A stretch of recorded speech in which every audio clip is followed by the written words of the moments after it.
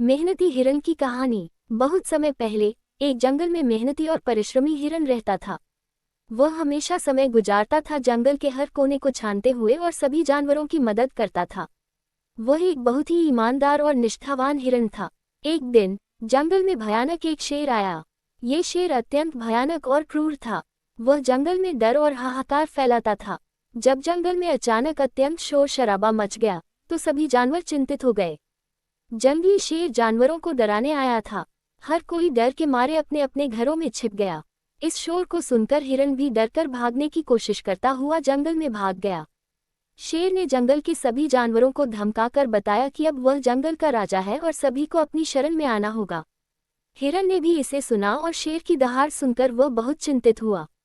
वह सोचने लगा कि शेर अब जंगल में सभी का आतंक बन गया है। हिरन ने सभी जानवरों के साथ मिलकर शेर को हराने की और उससे छुटकारा पाने की योजना बनाई। उन्होंने शेर को सबक सिखाने का निर्णय लिया। हिरन के साथ सभी जानवरों ने मिलकर काम शुरू किया। मेहनती हिरन ने तत्परता और साहस से भरपूर होकर शेर के खिलाफ लड़ने का निर्णय किया। वह अपनी मेहनत और समझदारी से शेर को हराने की कोशिश करने के लिए तैयार था। दिन बीतते गए। मेहनती हिरन ने खरगोश, चूहे और जमीन में खोदने वाले जानवरों को एक बड़ा गड्ढा खोदने के लिए कहा। सभी ने मिलकर कुछ ही दिनों में एक बहुत बड़ा खड्डा खोद दिया।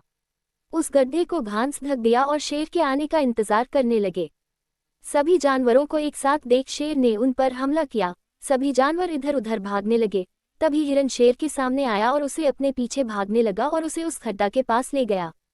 और आखिरकार शेर उस गड्ढे में जा गिरा और सभी जानवर बहुत खुश हुए। और आखिरकार एक दिन हिरन ने शेर को मात दी। हिरन ने बुद्धिमत्ता से शेर को हरा दिया। जंगल में सुकून और शांति फिर से वापस आ गई। सभी जानवर फिर से खुश और सुरक्षित महसूस करने लगे। इस तरह मेहनती हिरन ने अपनी मेहनत और संघर्ष से सफलता प्राप्त की और जंगल में सबको एक संदेश दिया कि हार नहीं मानना और मेहनत से हर मुश्किल को पार किया जा सकता है। इसी तरह हमें भी अपने जीवन में मेहनत और दृढ़ संकल्प के साथ अपने लक्ष्यों की प्राप्ति के लिए प्रयास करना चाहिए।